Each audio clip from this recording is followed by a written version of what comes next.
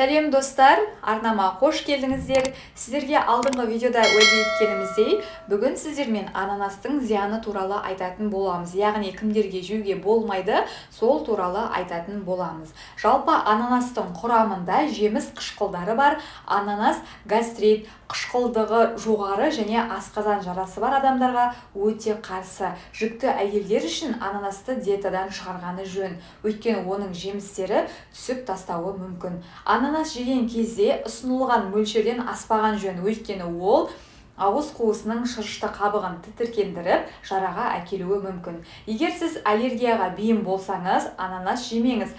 Мінекей, осы ананастың зиянды тұстары. Егер де осындай жағдайлар сізде болатын болса, онда міндетті түрде сіздер ананастан бас тартыңыздар. Немесе оны кішкене ғана, яғни ұсынылған мөлшерде ғана жесеңіз, ол сіздерге зиянын тигізбейтін болады.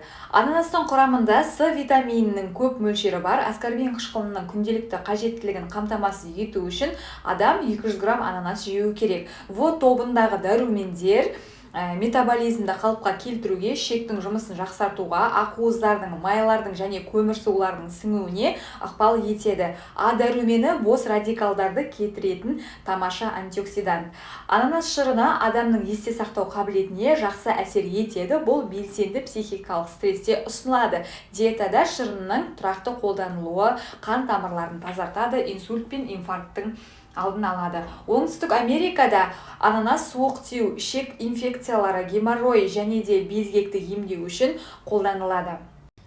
Ананасты қалай таңдау керек десеңіздер, яғни піскен ананас нәзік хош иіс шығаруы керек. Егер ананастан өткір, тез сезілетін иіс шықса, онда ол жеміс пісіп, жетіліп, шіріп үлгермеген. Егер иіс мүлдем болмаса, онда жеміс не жасыл болып қалады, немесе ол жеткізілім кезінде, яғни оны жинап алғаннан кейін піскен ананас, яғни бұл жеміс екінші сортты білдіреді.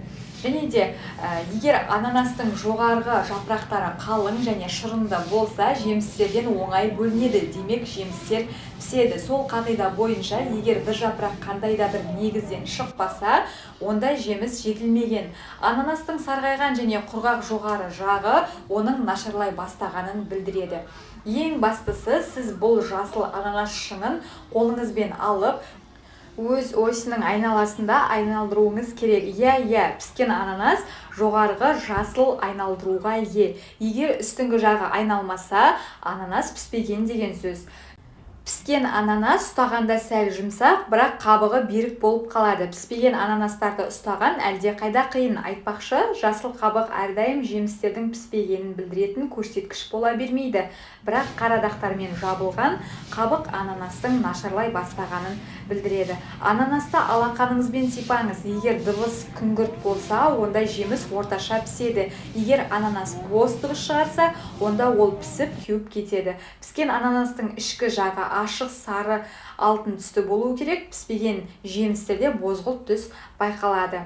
Айтпақшы, сіз кесілмеген ананасты тек бөлме температурасында сақтау керек. Тоңазытқышта ол бірден өзінің дәмін жоғалтады және де сулы болып кетеді.